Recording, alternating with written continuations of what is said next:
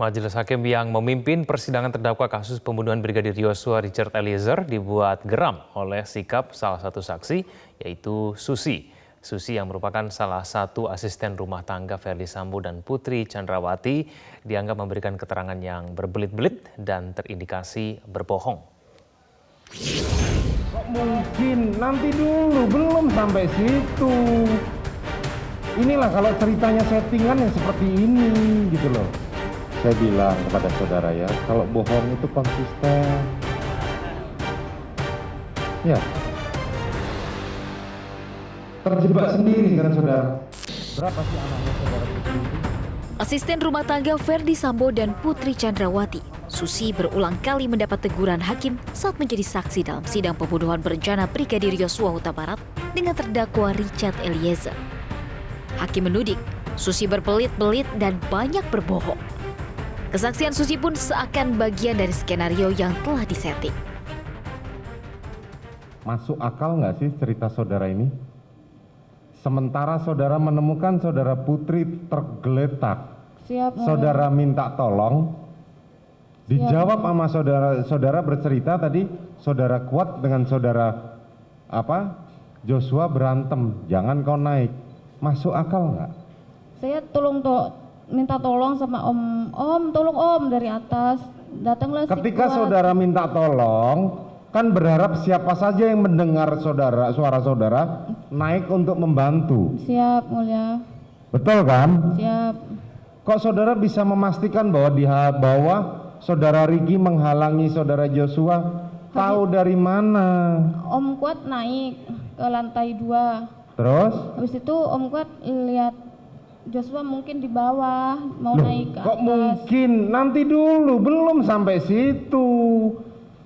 Inilah kalau ceritanya settingan yang seperti ini gitu loh. Kok anggap kami ini bodoh? Pakar hukum pidana Abdul Fikar Hajar menilai kesaksian Susi nantinya bisa saja diabaikan hakim karena berbeda dengan keterangan saksi yang lain. Jadi kalau keterangannya berlainan atau tidak sesuai dengan keterangan saksi yang lain, itu dalam konteks majelis hakim nanti akan memutuskan, itu pasti diabaikan. Keterangan itu tidak akan dipertimbangkan sama sekali karena tidak logis umpamanya.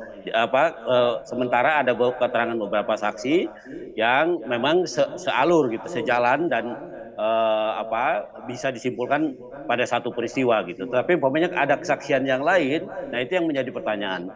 Nah, biasanya hakim yang pertama itu tidak menganggap itu satu keterangan gitu ya, atau yang kedua justru hakim mencari kaitan-kaitannya gitu dengan yang lain. Untuk itu hakim memiliki kewenangan memproses kebohongan saksi dan bahkan bisa meminta jaksa untuk memproses pidana saksi Susi. Namun demikian, pakar hukum pidana Hipnu Nugroho mengingatkan terkait latar belakang pendidikan Susi sebagai saksi di mana tingkat pemikirannya pasti dipengaruhi oleh tingkat pendidikannya. Disinilah sebagai tempat untuk mengklarifikasi berita acara pemeriksaan itu bukti awal, data awal ya, yang kemudian diklarifikasi di dalam suatu persidangan. Mana yang benar, apakah yang di berita acara pemeriksaan atau yang sekarang? Oke, yang sekarang. Tapi kita juga melihat seseorang ART yang mungkin tingkat pendidikannya, tingkat pergaulan kurang, melihat suatu sidang, masuk sidang, itu juga perlu keberanian untuk memberikan suatu keterangan, gitu loh Mas. Lain dengan yang sudah biasa melihat suatu sidang. Lah, disinilah saya memberikan apresiasi kepada majelis hakim bahwa tidak serta-merta langsung menuduh memberikan seperti itu. Karena apa? Itu kan baru keterangan saksi S yang kemudian berbeda dengan di BAP. Selain terkesan masuk dalam skenario, kesaksian Susi yang berbelit-belit dan tidak jujur dalam persidangan dimungkinkan juga dikarenakan adanya ikatan dengan keluarga Ferdy Sambo. Jika terbukti memberikan keterangan yang tidak benar atau keterangan palsu, maka Susi bisa terancam hukuman minimal 7 tahun penjara. Tim Liputan Metro TV. Lalu dengan keterangan saksi Susi yang dinilai berbohong, apakah hal tersebut bagian dari skenario atau mungkin kesaksian Susi justru bisa mempersulit posisi Verdi Sambo? Kita akan membahasnya dengan kuasa hukum Richard Eliezer, Roni Talapesi, dan pakar hukum pidana Heri Firmansyah. Pak Heri, Pak Roni, selamat malam. Terima kasih telah hadir bersama kami di Prime Time News. Selamat malam, Mas Kevin, Pak Heri. Saya langsung ke Pak Roni. Pak Roni, karena tim kuasa hukum Eliezer yakin bahwa Susi berbelit-belit, indikasinya bohong, bahkan mungkin dianggap melecehkan persidangan begitu. Skenario apa kemudian yang ingin dibangun oleh cerita-cerita Susi yang inkonsisten ini menurut dari tim kuasa hukum Eliezer? Iya Mas Kevin, kami kan mempelajari berkas ya, kami mendampingi dari proses penyidikan. Kami sudah telaah berkas, kami sudah mempelajari secara detail. Jadi keterangan dari asisten rumah tangga ini yang kami nilai bahwa mereka secara kompak ya menyatakan satu keterangan, tapi itu menjadikan mereka keterangan yang sama. Nah, di sini yang bertentangan dengan keterangan dari Baradae atau Richard Eliezer. Tapi dalam persidangan memang kan digali lagi lebih dalam oleh majelis hakim ya. Ya kan bukan kami yang menanyakan, malah majelis hakim lebih banyak bertanya. Ini mengenai peristiwanya, ya saudara Susi itu banyak lupanya, tidak tahu, padahal pertanyaannya simpel. Contohnya seperti gini, mengenal nggak ajudan? Dia bilang saya tidak kenal. Nah, itu hakim akhirnya jadi curiga. Kemudian sejak kapan pindah ke Saguling? Saya lupa. Nah, hal-hal seperti itu yang membuat hakim akhirnya mengejar kan, menanyakan dari menanyakan secara pelan, kemudian sampai menanya hakim sampaikan jangan saksi kau kira kami jangan kira saksi ini kami bodoh gitu. Hal-hal seperti itu sebenarnya harusnya kalau dalam hal ini kami meminta supaya saksi itu berkata jujur saja, menyampaikan fakta apa yang mereka ketahui, apa yang mereka mendengar, apa yang mereka lihat. Nah, hal-hal seperti itu harusnya kan yang disampaikan ya. Tapi kan kemarin faktanya berbeda, sehingga majelis hakim kemarin meminta untuk saksi Susi ini untuk mengikuti lagi sidang agenda pemeriksaan saksi ADC. Nah, disitulah dikonfrontir sekaligus gitu loh, bahwa keterangannya saudara Susi ini mana yang benar. Akhirnya Susi mencabut ya, bahwa keterangannya bahwa yang disampaikan oleh ADC itu adalah yang benar. Saya mencabut keterangan saya yang Pak Roni, apakah menurut Anda keterangan Susi ini cenderung keterangan awal ya? Cenderung memang tujuannya untuk menguntungkan Verdi Sambo? Kalau kami lihat ya seperti itu ya Mas Kevin, bahwa kan yang disampaikan contohnya ya bahwa rumah isolasi itu Susi menyampaikan rumah isolasi itu di Duren 3. Ya. Tapi ketika ditanyakan kepada ADC, yang ada ADC, sopir dan pengawal motor, itu menyampaikan bahwa bapak dan ibu itu isolasinya itu di rumah Bangka. Nah, kemudian juga kan setelah saksi ajudan, kemudian masuk saksi ART juga menyampaikan kan bahwa betul ada di Bangka, tinggalnya juga di Bangka. Nah, hal-hal seperti ini kan yang didapatkan fakta dalam persidangan sehingga hakim melihat bahwa kualitas saksi ini tidak bisa dipertanggungjawabkan. Jadi saksi ini diragukan kan, itu yang menjadi penilaian buat majelis hakim. Kalau kami lihat seperti itu Mas Kevin. Oke, Pak Heri.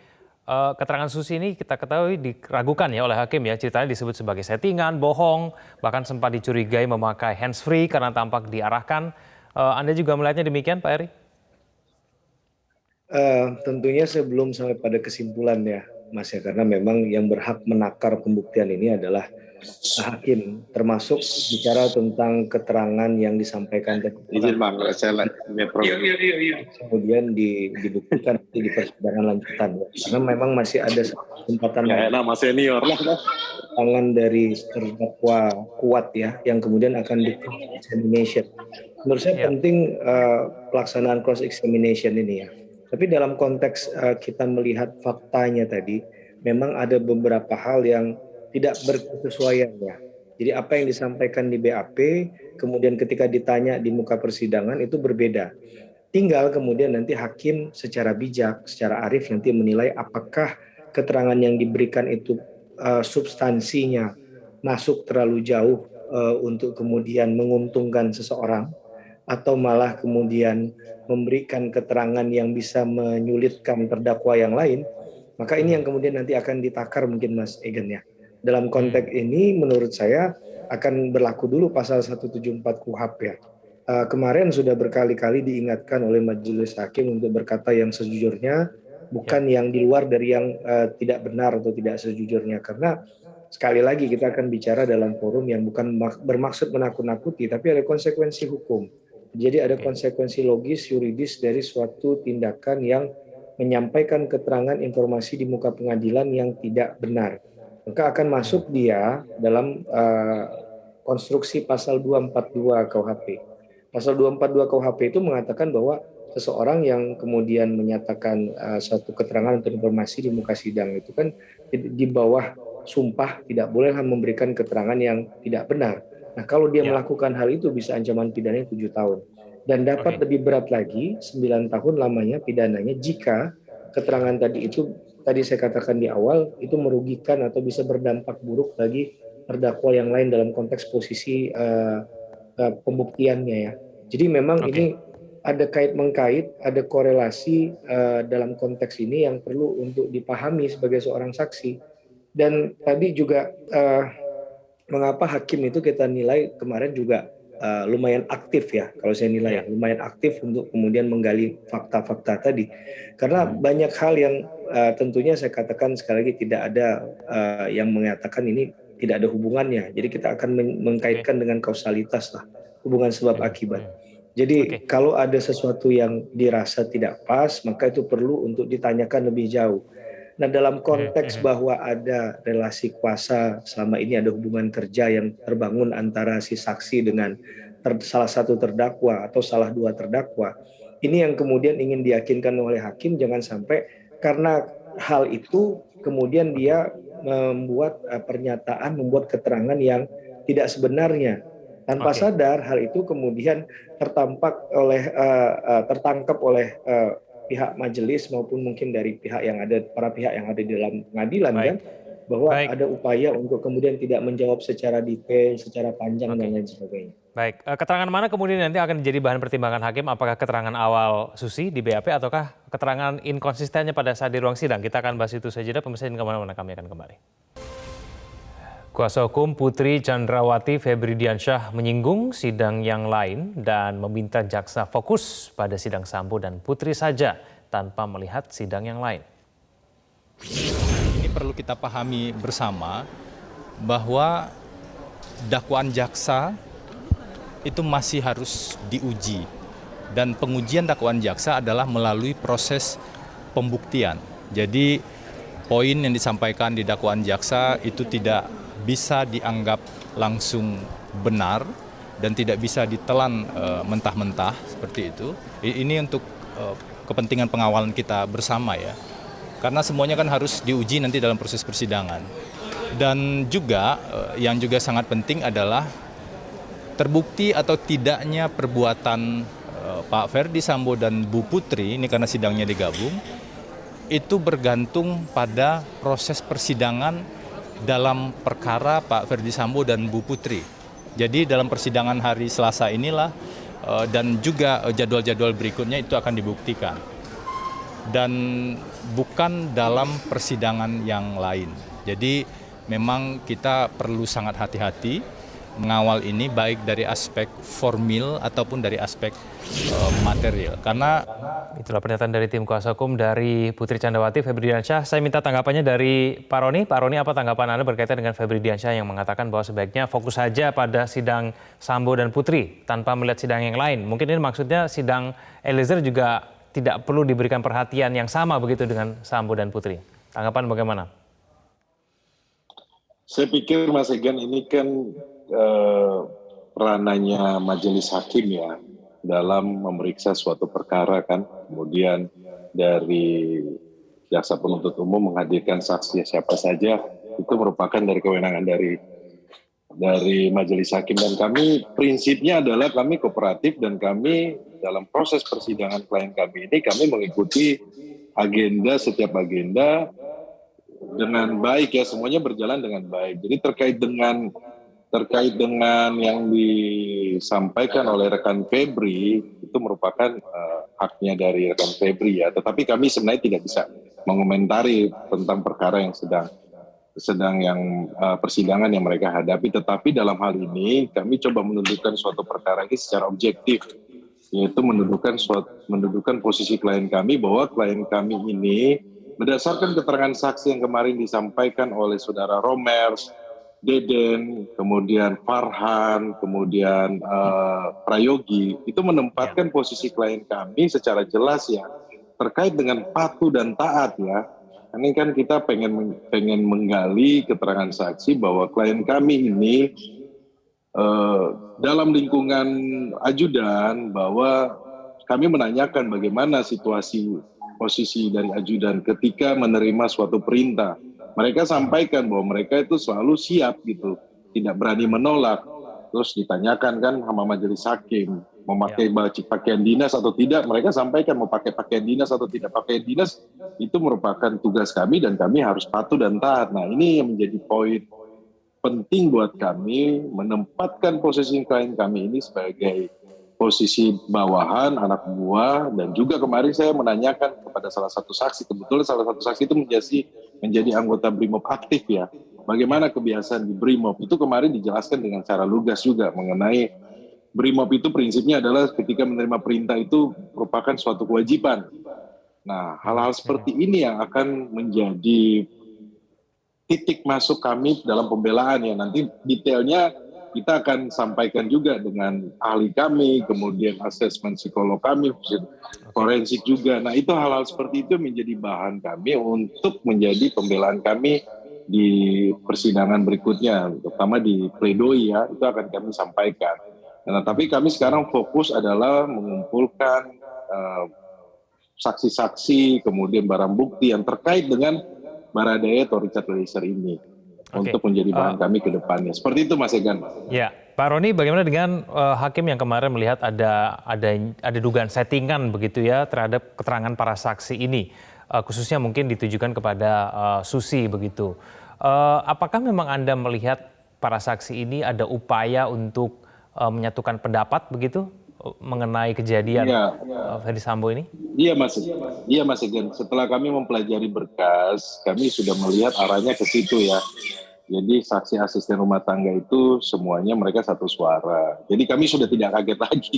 Jadi kami sudah melihat ke arah situ. Dan juga dulu pernah ada kejadian lucu jauh sebelum persidangan waktu kami mendampingi klien kami. Kemudian waktu itu nggak sengaja salah satu rekan kami ketika mereka mau diperiksa jauh ya dulu waktu masih di kepolisian ya. Kemudian ketika saksi-saksi itu berkumpul mereka sampaikan supaya satu suara. Dan itu terdengar oleh rekan saya. Jadi kami sudah nggak kaget lagi Mas Egan. Tetapi dalam hal ini bahwa yang akan digali adalah kebenaran material. Saya sepakat dengan Pak Dr. Heri tadi menyampaikan apabila saksi dalam hal ini bersumpah kemudian berkata palsu, bersaksi palsu, ini ada ancaman pidananya.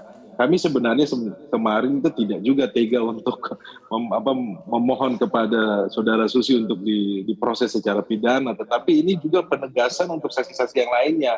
Kenapa? Karena ini terkait dengan hidup orang, terkait dengan rasa keadilan dari klien kami. Nah, kami mohon supaya ke depannya jangan terjadi seperti ini. Kemudian mereka harus dugaan kami mereka diajarkan ketika mereka ditanyakan lebih dalam, akhirnya jawabannya banyak tidak tahu, saya lupa. Nah, hal-hal seperti itu jangan tidak menjadi contoh yang baik untuk penegakan hukum di Indonesia. Seperti itu, Mas Egan. Baik, Pak Heri terakhir, lalu kemudian yang akan menjadi bahan pertimbangan hakim itu yang mana? Keterangan dengan melihat ada banyaknya keterangan inkonsisten gitu para saksi di ruang sidang. Nanti akan menjadi acuan dan patokan dari hakim itu yang mana, Pak Heri? Sebelumnya mungkin saya sedikit tadi ya, terkait himbauan dari salah satu kuasa hukumnya Pak FS atau Bu PC ya. Nah, itu menurut saya himbauan itu ditujukan kemana? Kalau ditujukan ke masyarakat itu memang hak beliau. Tapi ketika bicara dalam konteks bicara ke hakim, hakim punya independensi. Dalam konteks ini itu pun diatur dalam Undang-Undang Pokok Kekuasaan Kehakiman ya, Undang-Undang 8 tahun 2009. Terkait dengan masalah inkonsistensi tadi, saya rasa nanti akan dilihat oleh hakim, akan ditanyakan juga kepada saksi yang bersangkutan atau mereka yang memberikan keterangan tadi, apakah mereka akan tetap pada pendiriannya di BAP atau kemudian juga berpaling dan lebih setuju kepada apa yang mereka sampaikan saat itu di ruang pengadilan, di muka pengadilan. Kalau itu yang terjadi, maka itu yang akan dicatat oleh panitera pengadilan dan itu yang akan digunakan sebagai keterangan lanjutan nantinya dalam hal kalau nanti disusun surat tuntutan, maka itu akan menjadi dasar fakta persidangan. Tapi hal ini akan ditanyakan ya, sekali lagi hakim akan secara arif dan bijaksana menanyakan kepada yang bersangkutan terkait dengan hal tersebut. Tadi juga sudah disampaikan sama Bang Roni ya, bahwa ada pencabutan keterangan yang disampaikan oleh saudara Susi, karena mungkin sudah mengetahui bahwa hal itu adalah tidak benar yang disampaikan. Khawatir menjadi polemik ke depan, maka itu kemudian sudah diputuskan untuk kemudian dicabut. Itu salah satu konkretnya, Mas Igi. Baik, Pak Heri Firmansyah, Pak Roni Talapesi, terima kasih telah bergabung bersama kami di Prime Time News. Selamat malam.